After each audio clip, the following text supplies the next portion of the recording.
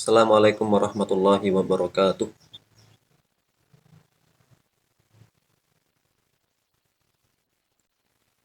Alhamdulillah wassalatu wassalamu ala Rasulillah wa ala alihi wa ashabihi wa mawalah.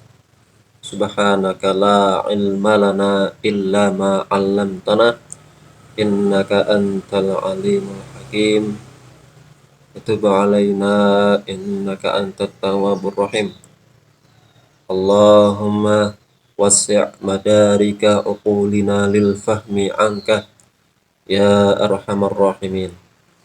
Baik, kita baca ulang beberapa bagian yang telah kita ulas pada pertemuan sebelumnya tentang riwayatul aqron. Riwayatul aqron. Walal musannifu rahimahullahu ta'ala, fa'in maka apabila tasyarokah berserikat atau bersama-sama ar-rawi seorang rawi, waman rawa anhu dan orang yang meriwayatkan darinya, fisinni dalam hal usia, wal luqiyyi dan dalam hal luqi. Luqi ini bisa diartikan keilmuan atau paling banyak gurunya. Tuh. Tapi di bagian ini fisinni wal luqi ini semasa ya. Semasa. Fahuwal al-aqron, maka itu namanya riwayat al-aqron, yaitu seorang kawan meriwayatkan dari kawannya. Wa in rawa dan apabila meriwayatkan kullun setiap minhuma dari keduanya anil akhar dari yang lainnya, fal mudabbaj, maka itu namanya al mudabbaj.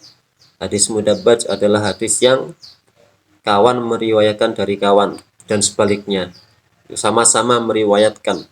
Kalau al aqran tadi hanya satu sisi saja yang meriwayatkan.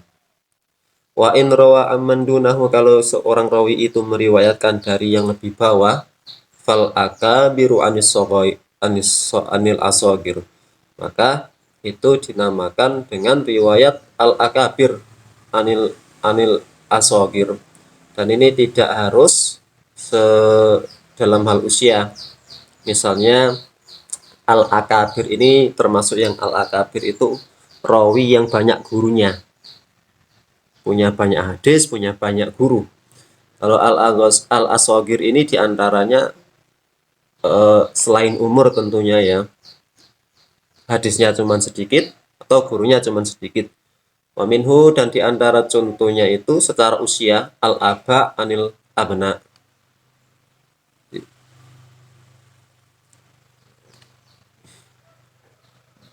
Jadi diantara contoh al akabir meriwayatkan dari al asogir itu adalah al aba anil abna. Kenapa para ulama membahas bagian ini? Karena ini menunjukkan bahwasanya masalah ilmu itu tidak melihat pada gengsi-gengsian. Kadang kan ada orang yang ilmunya sudah tinggi selangit ya, segunung, itu tidak mau duduk di majelis-majelis para newbie ya, tidak mau duduk di majelis-majelis yang pematerinya baru coba-coba. Atau misalnya kalau sudah doktor, tidak mau duduk di majelisnya anak lulusan S1 atau anak lulusan pondok itu ya. Kalau seperti itu maka itu ada sisi hadzun li nafsi, ada sisi egois, ada sisi sombong.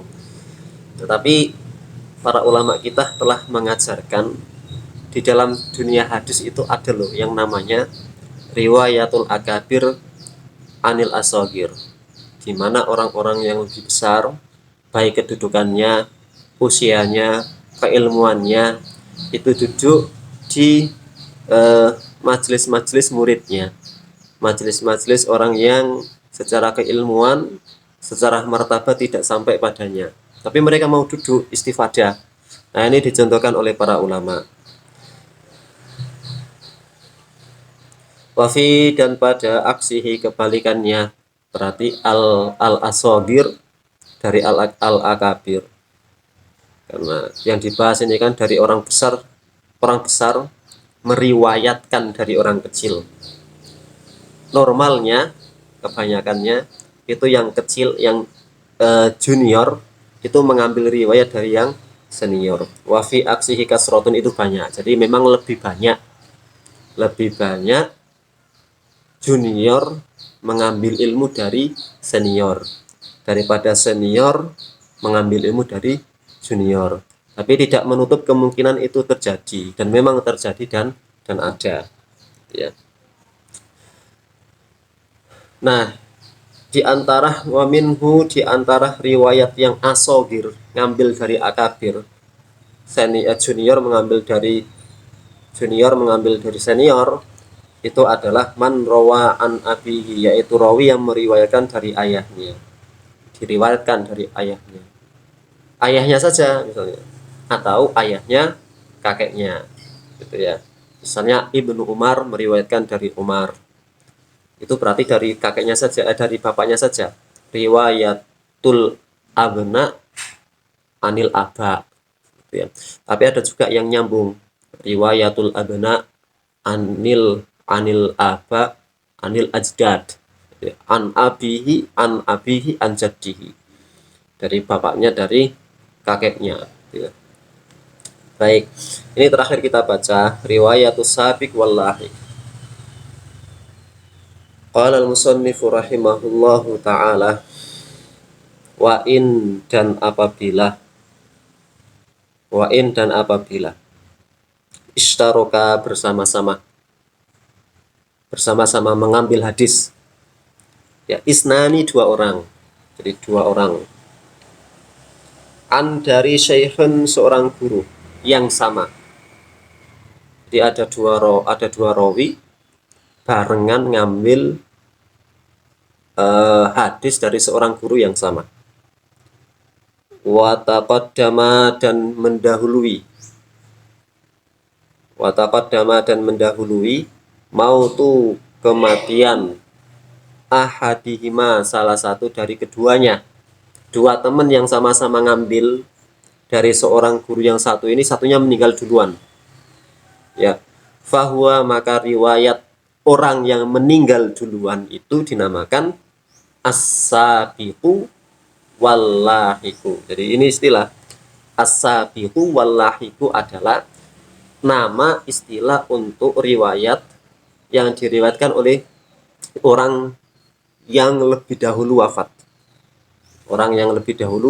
wafat. Ya. Jadi apabila ada dua orang rawi yang mengambil sebuah hadis dari seorang guru yang sama, lalu salah satu dari kedua rawi wafat terlebih dahulu, maka dinamakan dengan as-sabiq wal lahiq. Dengan catatannya apa? Istilah as-sabiq wal lahiq itu digunakan apabila jarak kematian dari rawi yang pertama dengan rawi yang kedua, ya, yang temennya ini itu panjang, lama, gitu ya. Kalau cuma setahun 2 tahun ya tidak masuk dalam kategori itu. Ibnu Hajar itu menyebutkan ada yang jarak wafat dua kawan itu ada yang 150 tahun. Ya, ada yang 150 tahun jaraknya.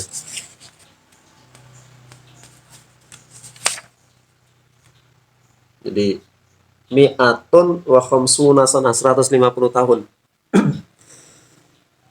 Dari jarak wafat temennya ini ke temennya yang sama-sama ngambil ilmu itu 150 tahun. Maka riwayat yang wafat terlebih dahulu itu dinamakan dengan riwayat as-sabiq wal lahiq, gitu ya. Sabiq kan artinya sabaqah, mendahului. Gitu. Kalau lahiq itu yang menyusul. As-sabiq wal lahiq, riwayat sabiq yang mendahului, al-lahiq yang menyusul, berarti yang wafat yang kedua itu al-lahiq, gitu ya.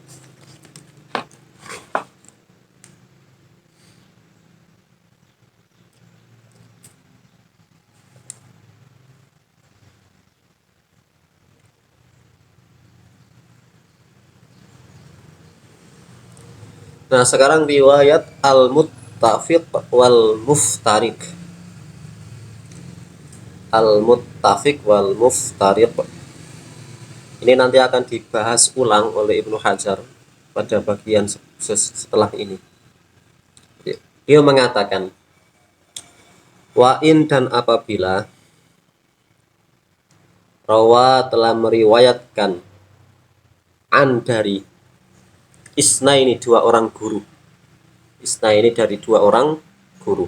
Ada satu orang rawi, kemudian meriwayatkan dari dua guru. Yang kedua gurunya ini muttafiqoi al-ism, namanya sama. Namanya sama.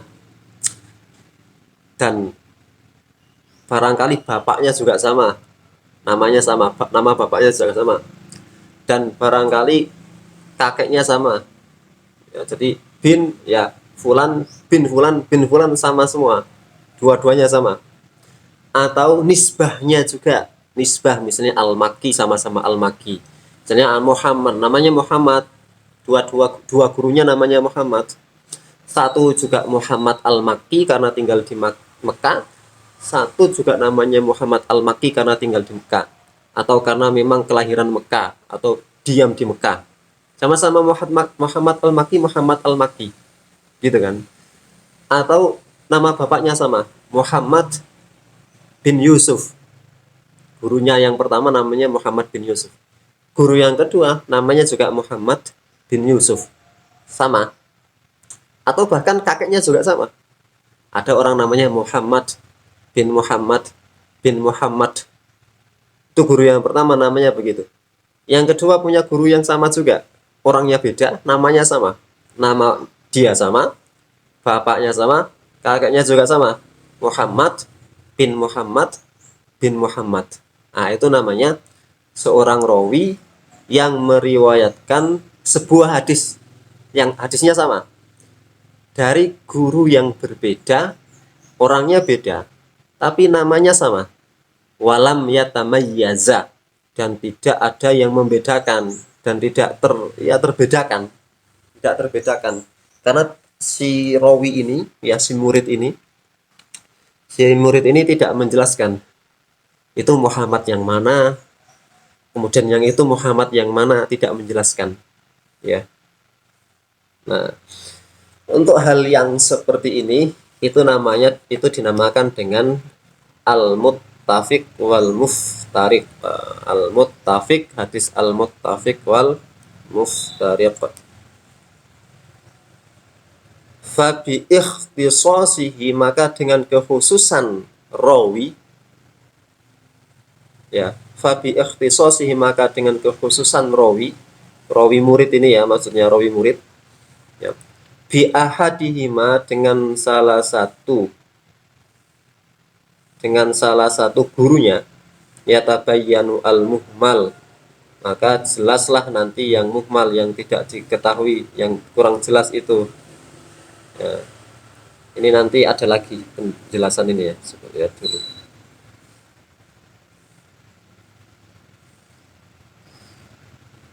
Nah ini, ya, tapi itu mungkin pertemuan berikutnya, ya.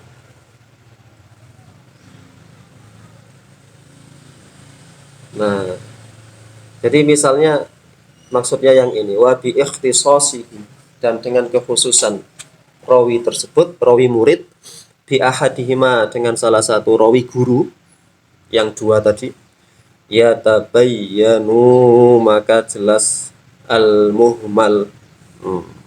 Misalnya begini,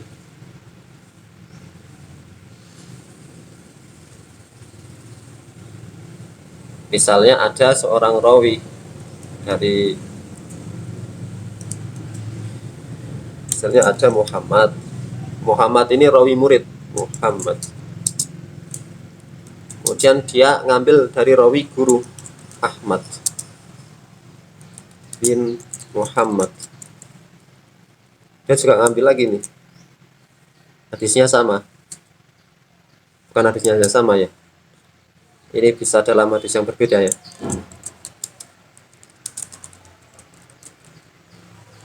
Nah, Muhammad pernah meriwayatkan sebuah hadis, Muhammad dari Ahmad bin Muhammad, ya, tapi dia tidak menjelaskan ini si Muhammad ini punya dua guru, namanya sama. Maka bi ikhtisas wa bi ikhtisasihi bi ahadihima, dilihat misalnya, biasanya Muhammad itu, ya biasanya Muhammad itu kalau meriwayatkan bab toharo, ya, bab toharo itu biasanya dari Ahmad bin Muhammad al-Makki. Kalau meriwayatkan bab sholat itu dari Ahmad bin Muhammad al-Madani. Contohnya seperti itu.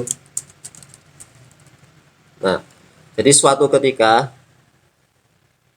Muhammad ini bercerita atau meriwayatkan hadis tentang, ya, tentang bersuci, toharo, tentang toharo. Tapi dalam rantai sanad itu Muhammad hanya menyebutkan nama haddatsani, misalnya Ahmad bin Muhammad, tok, tidak menjelaskan itu al-Maki atau al-Madani. Tapi itu kita itu bisa, ya bukan kita ya, peneliti hadis itu bisa mengetahui kira-kira yang dimaksud di situ Ahmad bin Muhammad al-Makki atau Muhammad bin Muhammad al-Madani. Dari mana? Dari bahasan hadisnya itu. Kalau hadis yang diriwayatkan itu adalah bab toharo, oh biasanya Muhammad ini kalau meriwayatkan bab toharo itu melalui jalur Ahmad bin Muhammad al-Makki, bukan Ahmad bin Muhammad al-Madani. Maka bisa diambil zon, prasangka, ya, zon, bahwa yang dimaksud Ahmad bin Muhammad di sini adalah al-Makki. Nah, seperti itu. Jadi itu yang dinamakan dengan wabi dan dengan ikhtisasi, ya, kekhususan rawi murid bi ahadihima, dengan salah satu dari kedua rawi guru, ya, yatabayyanu al-muhmal, maka jelaslah siapa sih nama yang dimuhmalkan, ya. Yang muhmal itu artinya tidak dijelaskan gitu saja, ya, muhmal dibiarkan, ya. Kayak begini nih, Ahmad bin Muhammad, ketika Ahmad itu hanya menyebut Ahmad bin Muhammad, kan berarti muhmal, membiarkan, tidak memberikan kejelasan itu al-Makki atau al-Madani. Itu ya. Sampai di sini mafhum ya.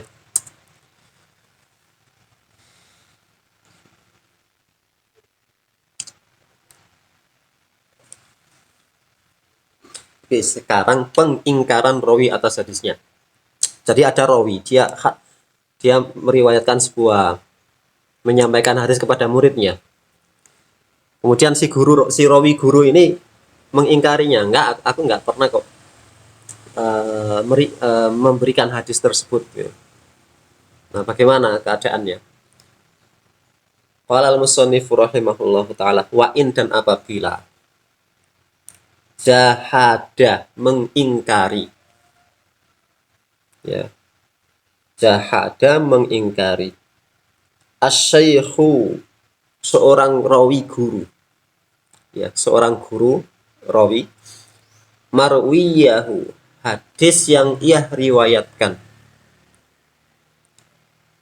jazman, dengan pengingkaran yang pasti, kuat, ya, aku gak pernah, benar-benar gak pernah meriwayatkan hadis itu kepadamu, atau saya benar-benar tidak meriwayatkan hadis itu, saya tidak pernah menyampaikan hadis itu. Rudda, maka hadis tersebut ditolak, hadisnya ditolak. Kenapa ditolak? Yang pertama, kita pengingkaran seorang guru secara pasti itu tidak serta-merta kita menghukumi si murid berdusta atas nama gurunya. Jadi tidak serta-merta kita menghukumi si murid berdusta atas nama gurunya. Tidak bisa. Ya, apalagi kalau gurunya sikoh, dapat dipercaya, adil juga, muridnya juga sama-sama sikoh, dapat dipercaya, adil juga, ya. Nah, maka ya sudah, hadis itu tawakuf, diberhentikan, tidak diamalkan. Jadi pengingkaran yang pasti dari seorang guru itu tidak membuat muridnya itu tertuduh dusta, tidak. Ya, karena ada kemungkinan-kemungkinan yang lain.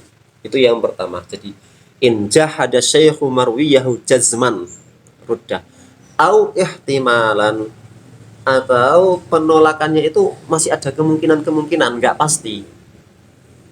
Ya, nggak pasti. Nolaknya itu, pengingkarannya itu nggak 100% ngingkari.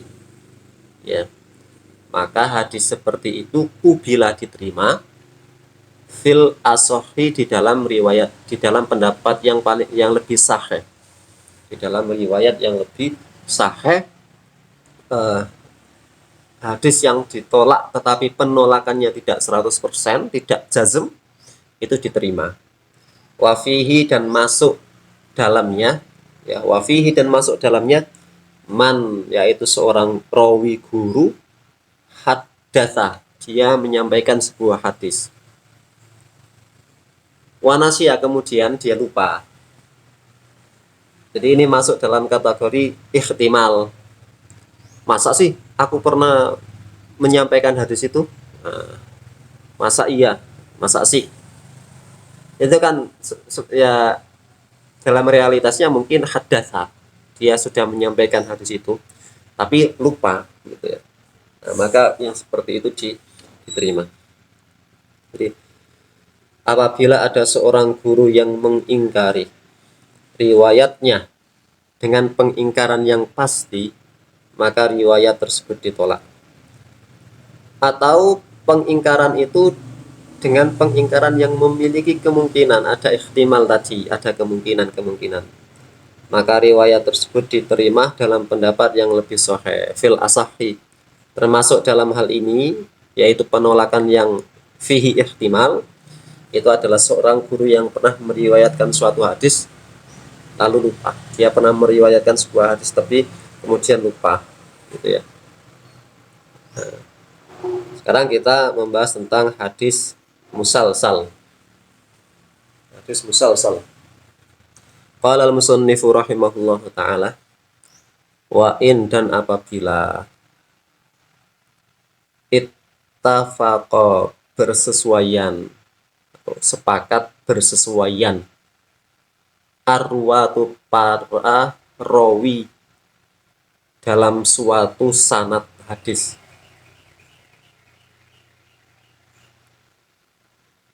Rawi pada sebuah hadis, rawi pada sebuah hadis, fi, pada syagil, ada metode penyampaian hadis. Jadi fi syagil, ada pada siak-siak, sigoh-sigoh al ada, metode penyampaian hadis. Au ghairiha, atau selain dari metode penyampaian hadis, minal halat, dari keadaan-keadaan yang lainnya. Fahuwa, maka riwayat atau hadis tersebut dinamakan dengan al-musalsal. Musalsal. Misalnya ada hadis musalsal bil musafaha. Musalsal bil musafaha itu misalnya rawinya itu kalau menyampaikan hadis itu sambil salaman. Ya, mungkin generasi tabi'in misalnya, dia menyampaikan kepada muridnya pakai salaman. Ya, misalnya hadisnya B gitu. Kemudian muridnya ini menyampaikan lagi kepada muridnya. Cara menyampaikannya sama dengan salaman. Nanti murid yang kedua ini menyampaikan lagi yang ketiga, generasi ketiga. Cara menyampaikannya salaman juga. Sampai kepada penulis hadis sampai hari ini. Itu ada. Biasanya biasanya para syekh-syekh itu begitu. Kemudian ada yang namanya musalsal bil awwaliyah.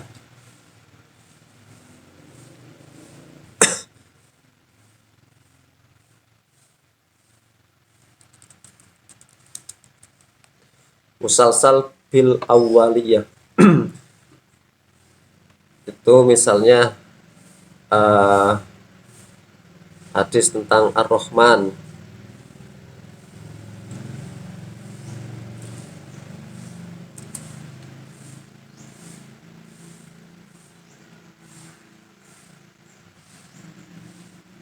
Ada hadis Ar-Rahimuna yarhamuhumur Rahman. Itu biasanya hadis musalsal bil awaliyah. Musalsal bil awaliyah itu adalah ketika pertama kali belajar, ketika seorang guru pertama kali mengajar seorang murid atau sekelompok murid, itu hadis yang pertama kali dibaca adalah Ar-Rahimuna yarhamuhumur Rahman. Ya. Ar-Rahimuna yarhamuhumur Rahman. Irhamu man fil ardi yarhamukum man fis sama. Jadi yarhamkum, ya. Irhamu man fil ardi yarhamkum man fis sama. Nah, hadis ini biasanya Ar-Rahimuna yarhamuhumur Rahman, irhamu man fil ardi yarhamkum man fis sama. Itu biasanya dibaca oleh seorang guru pada pertemuan pertama dengan murid barunya. Saya mendapatkan hadis ini dari Syekh Jabir.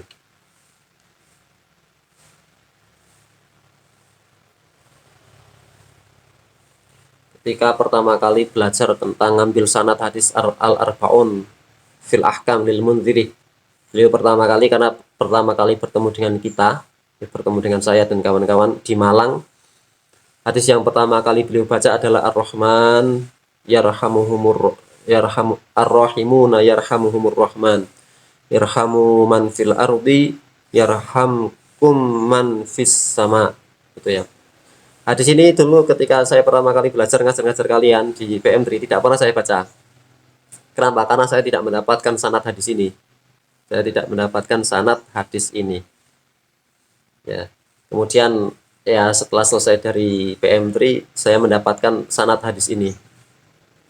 Ya, saya mendapatkan sanad hadis ini tapi tidak cocok saya baca lagi di sini. Karena ini bukan pertemuan pertama kita, gitu ya. Nah, itu namanya al-musalsal bil awaliyah. Ya, hadis yang dibaca oleh setiap guru ketika pertama kali ngajar. Nah, itu namanya musalsal. Jadi para rawinya itu dari setiap generasi itu melakukan hal yang sama ketika menyampaikan hadis tersebut. Ya, baik cara ngomongnya atau cara penyampaiannya atau keadaan tubuh. Ada yang musalsal dengan begini. Apa ini namanya? Musyabakah katanya. Musyabakah. Itu. Jadi setiap menyampaikan hadis itu digenggam begitu. Jadi saya tidak mendapatkan sanad hadis ini. Ya, ada yang bil musafahah. Ya, setiap menyampaikan hadis dengan musafahah. Itu namanya al-musalsal. Kemudian musalsal itu tidak harus sama semua dari Rasulullah. Jadi tidak harus dari Rasulullah sumbernya. Misalnya Nabi musalsal bil awaliyah tadi, Ar-Rahimuna yarhamuhur Rahman, itu tidak dari Rasulullah. Tetapi itu dari generasi tabi'in. Tabi'in yang memulai tradisi itu diteruskan oleh muridnya. Terus tersebar dalam rantai riwayat yang panjang dari zaman ke zaman sampai saat ini. Kebiasaannya adalah hadis itu dibaca di awal pertemuan dengan guru yang baru atau dengan murid yang baru. Gitu. Jadi tidak harus sejak zaman Nabi. Ya. Baik, kemudian kita membaca tentang metode al-ada.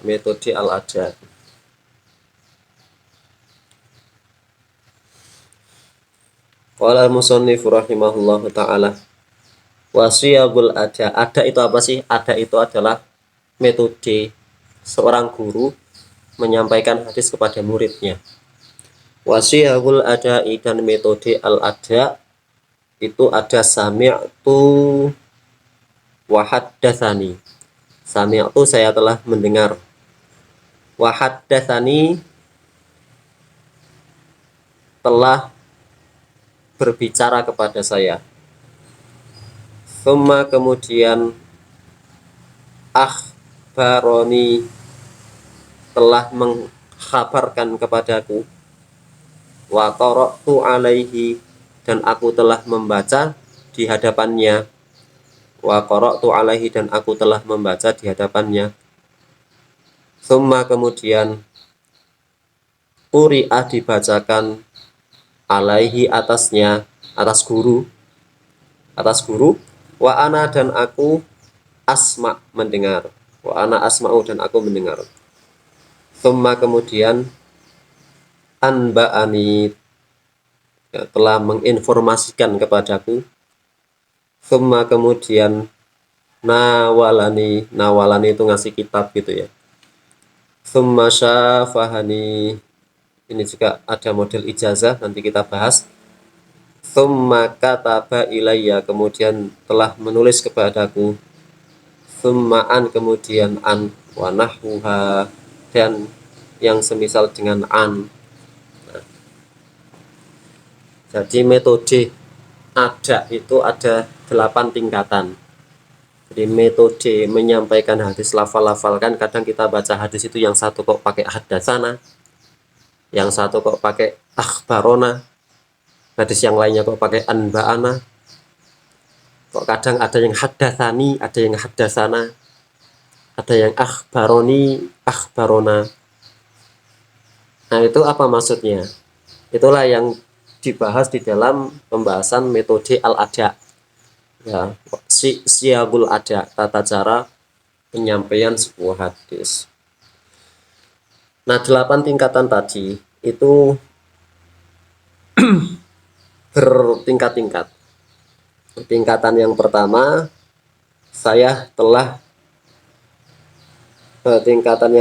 itu saya telah mendengar, ya.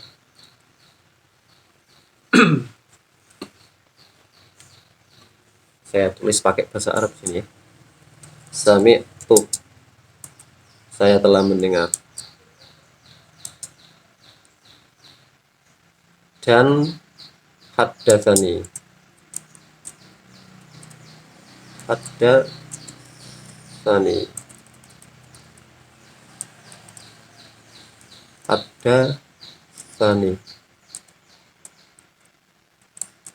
ini satu tingkatan. Sami itu dan hadatsani itu satu tingkatan. Jadi tingkatan pertama sami itu dan hadatsani. Tingkatan kedua telah mengkhabarkan kepadaku.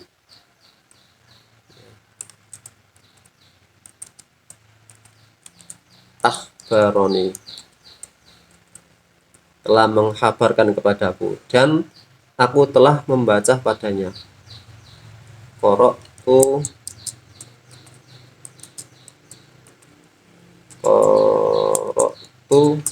saya ini.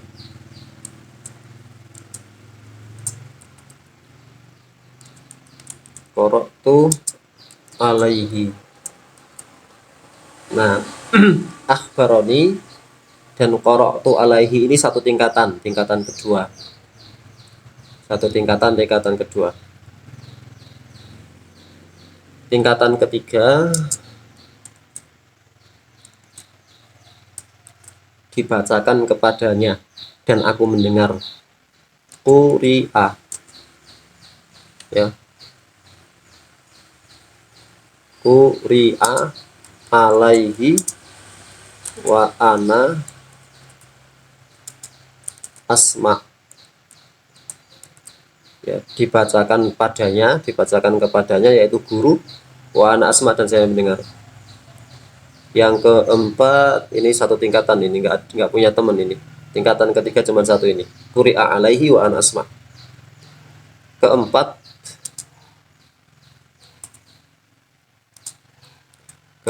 ini telah menginformasikan kepadaku. Anba'ani.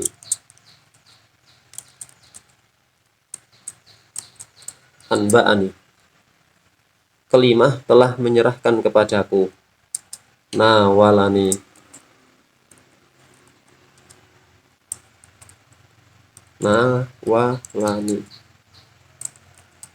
Munawalah gitu ya. Telah menyerahkan kepadaku. Keenam syafahani,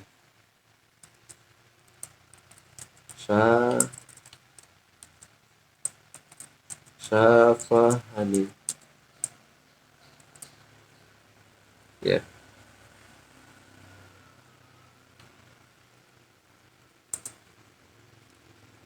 Ketujuh, kataba ilayya, kataba ilayya, telah menulis untukku.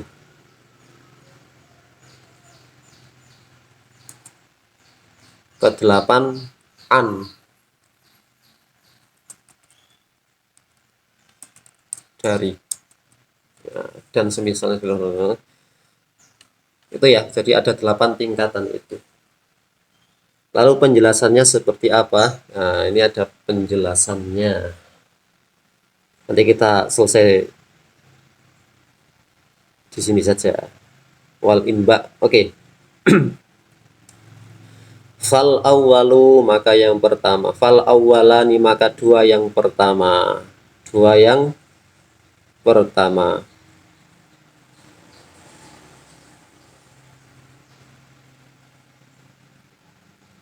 Dua yang pertama ini yang mana ini? Haddasani dan sami'tu.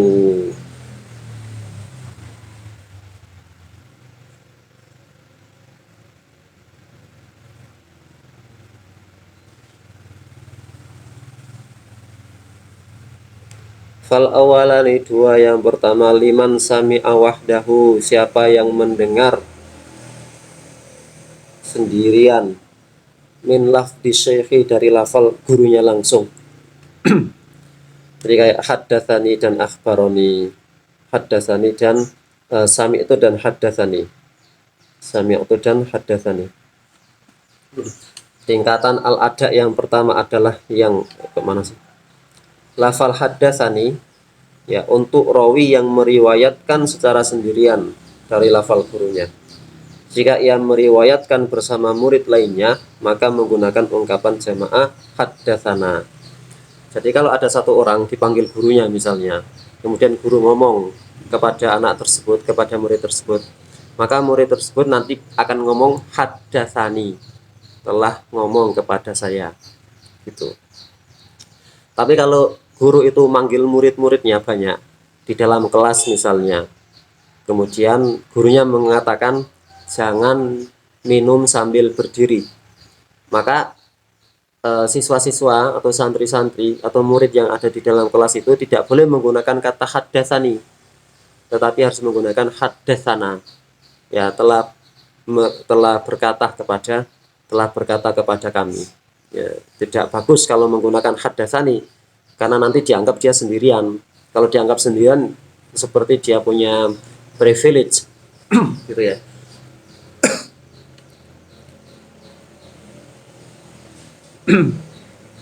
Jadi fal awalani, dua yang pertama itu apa sih? Dua yang pertama ya haddatsani dan akhbaroni.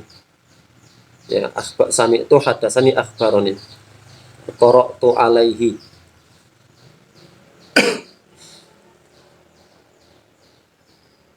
Sebentar. Dua yang pertama itu apa yang dimaksud dua pertama ini?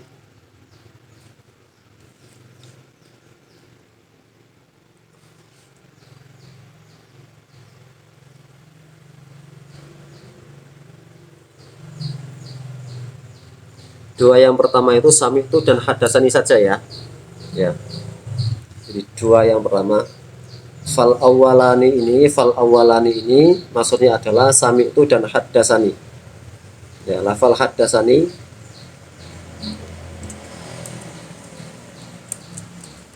atau sami'tu.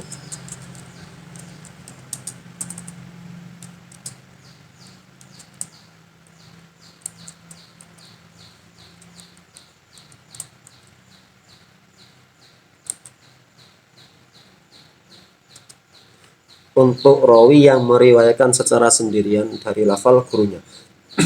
Jika ia meriwayatkan bersama murid lainnya, maka menggunakan ungkapan jamak haddatsana atau sami'na,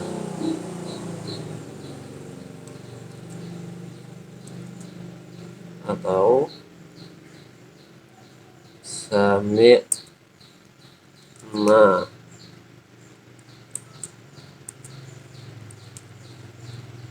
sami sami sami'na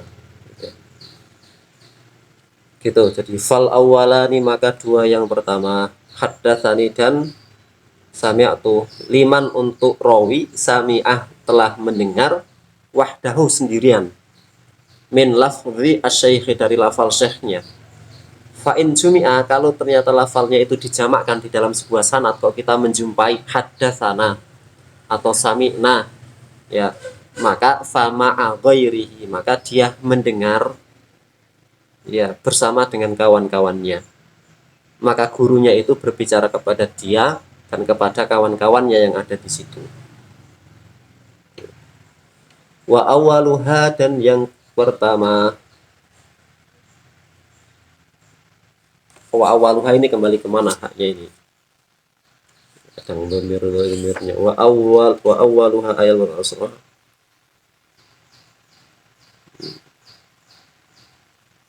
Wa awwaluha ini kembali kepada tingkatan yang pertama, tingkatan ada yang pertama.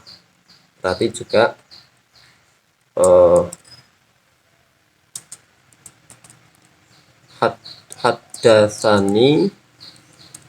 haddatsani wa sami'tu.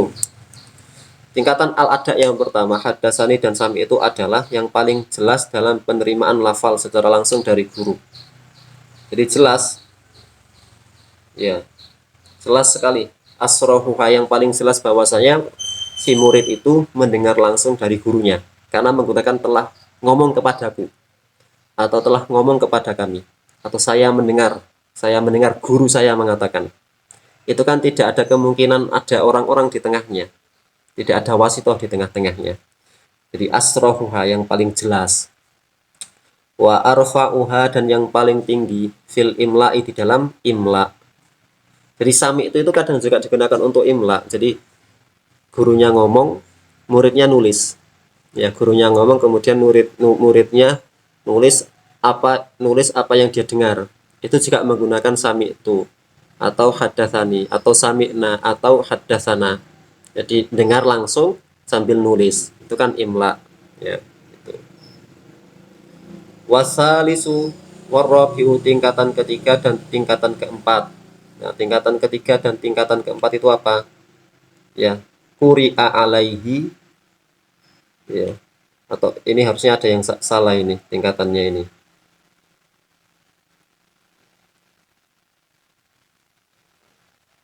Summa akhbarani wa qara'tu summa quri'a. Nanti saya cek manuskrip yang lainnya ya, cetakan yang lain. Kadang salah nempatin summa, nanti beda artinya. Sebentar.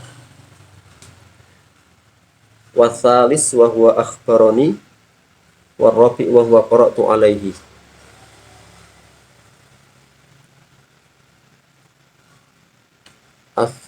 Yang ketiga itu wasalis wa huwa akhbarani. Yang ketiga itu akhbarani.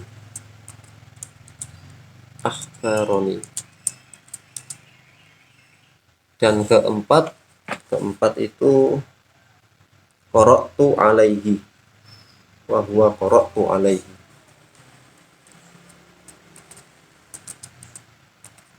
Qara'tu. Yang ketiga akhbarani, dan keempat qara'tu alaihi, untuk murid yang membaca sendiri di hadapan gurunya. Jadi ada guru ngomong, ada murid baca hadis. Misalnya innamal a'malu binniyat, dia baca di hadapan guru, innamal a'malu binniyat wa innamal likulli imri'in ma nawa. Nanti si murid ini tidak boleh mengatakan haddatsani, tidak boleh mengatakan sami'tu, tidak boleh. Dia boleh menggunakan akhbaroni. Dia baca innamal a'malu binniyat di hadapan guru, maka nanti menggunakan ungkapan akhbaroni. atau menggunakan ungkapan qara'tu alaihi, saya telah membaca di hadapannya. Untuk murid yang membaca sendiri di hadapan gurunya. Wasalisu warabi'u, dan yang ketiga dan keempat, liman untuk seorang rawi, qara'ah membaca, binafsihi dengan dirinya sendiri, ya, akhbaroni dan qara'tu alaihi. Fa in jumi'a, kalau dijamakkan jadi akhbarona, menggunakan akhbarona, akhbarona, akhbarona, wa qara'na alaihi, wa qara'na alaihi, maka seperti tingkatan yang kelima. Tingkatan kelima itu apa? Tingkatan kelima, maka seperti tingkatan yang kelima.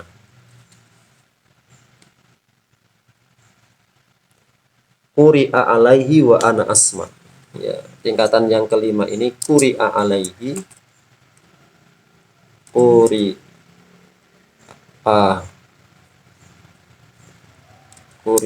alaihi wa ana asma. Nah, jadi tingkatan kelima itu kan quri'a alaihi wa ana asma. Jadi kalau di dalam hadis itu kita menjumpai rawinya ngomong akhbarona bukan akhbaroni, atau qara'na alaihi bukan qara'tu alaihi, maka ungkapan ini ya levelnya sama dengan ini. Kan sama, akhbarona telah menceritakan kepada kami, wa qara'na dan telah kami baca, kami telah membacanya di hadapan beliau, itu sama dengan quri'a alaihi wa ana asma, dibacakan atasnya dan saya mendengar. Berarti kan ada kemungkinan dia sendiri yang membaca, ada kemungkinan temannya yang lainnya yang membaca, murid yang lainnya yang membaca. Bisa dipahami ya? Kaifah? Mafhum?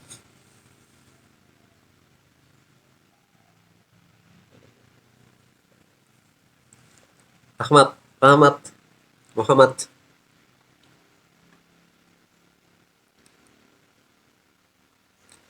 Oke, yang terakhir untuk pagi ini. Wal inba'u dan lafal inba. Wal inba'u dan lafal inba.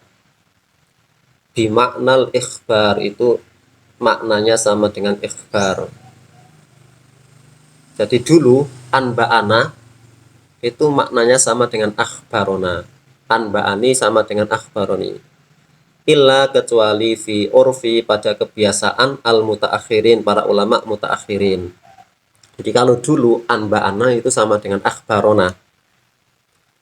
Tapi oleh kalangan mutaakhirin, ulama-ulama berikutnya, ya itu berbeda.